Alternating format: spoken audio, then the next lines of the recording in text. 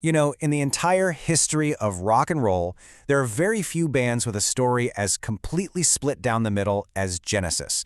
Seriously, it's like they weren't just one band. They were two, just living under the same name.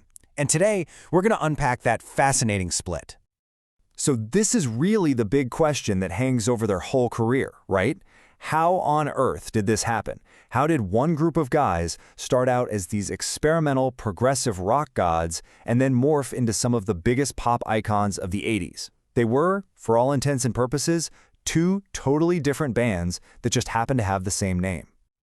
I mean, just look at the contrast. On one side, you have the Peter Gabriel era. We're talking sprawling, 20-minute-long songs, lyrics about mythical creatures, and live shows where the frontman would dress up as a flower or, well, some other things we won't get into. And then on the other side, you've got the Phil Collins era. These are the guys who made 3-minute pop songs that were all over the radio, had those iconic MTV music videos, and achieved a level of global fame that the first version of the band probably couldn't have even dreamed of. To really get this, we have to go all the way back to the beginning. See, in the late 60s and early 70s, Genesis were basically art rock royalty. Their whole mission, as guitarist Steve Hackett said, was to push music way beyond its stagnant forms. And let me tell you, they did exactly that. So what even was prog rock? Well, it wasn't just about making long songs. It was about creating these super complex structures, kind of blending rock with ideas from classical and jazz. You had multi-part songs, long solos from pretty much everyone in the band, and whole albums built around one big, often fantasy-based concept. This was music for your brain, you know, not just your feet. And their live shows? Oh man, they were pure theater. This quote from Steve Hackett just nails the dynamic perfectly. You had the band, heads down, totally focused on playing these incredibly complicated pieces of music, and then you had Peter Gabriel, this whirlwind of costumes and characters right at the center of it all. It was a total spectacle, and it earned them this really devoted, cult-like following.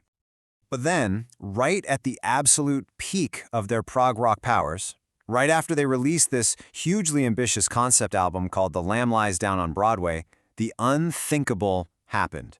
The star of the show decided to leave. And everything changed, and I mean it changed fast. In 1975, Peter Gabriel's out. This puts the band at a massive crossroads. I mean, for most bands, losing a frontman that iconic, that's game over. But Genesis decided, no, we're going to keep going. They just had to find a new voice. And their search was intense. The band put this anonymous ad in the music magazines for a singer for a Genesis-type group, and the response was just overwhelming. We're talking around 400 replies. So they started this grueling audition process, just desperately trying to find someone who could possibly fill Peter Gabriel's enormous shoes. A huge part of what kept them going was this desire to prove all the doubters wrong.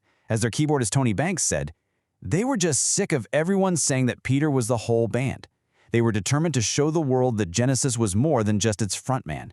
And you know, after all those auditions, they finally realized the perfect replacement had been sitting right behind the drum kit the entire time.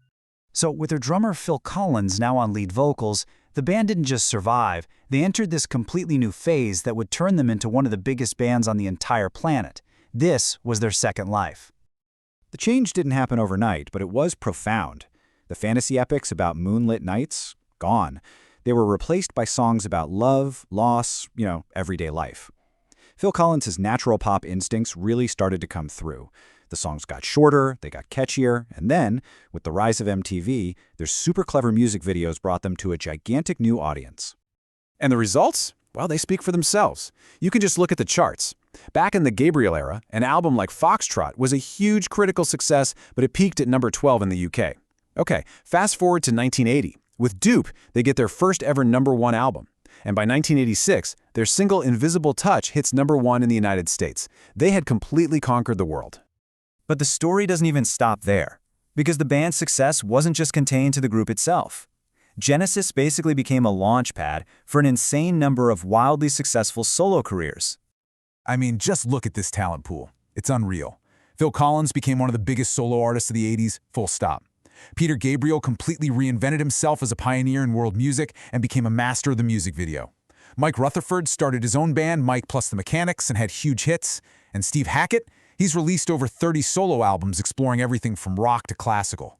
It's just an almost unparalleled amount of talent coming from one group. So, when you step back and look at the whole story, what do you really see? You don't see one band. You see two. Two incredible, totally distinct, and massively successful bands that just happen to share a single name. In the end, what Genesis pulled off was almost impossible. Lots of bands changed their sound, sure, but how many reached the absolute top of two completely different genres? They were celebrated by the critics for their crazy artistic ambition early on, and then they were embraced by millions for their pop perfection later. It's a journey that's really unlike any other in music history. Which kind of brings us to our final question. For a band like Genesis, what's the more important part of their legacy? Is it the boundary-pushing, super complex art they created when they were young? Or is it the universal, chart-topping hits that made them household names all over the world? It's a debate that fans have been having for decades, and it's what makes the story of Genesis so endlessly fascinating.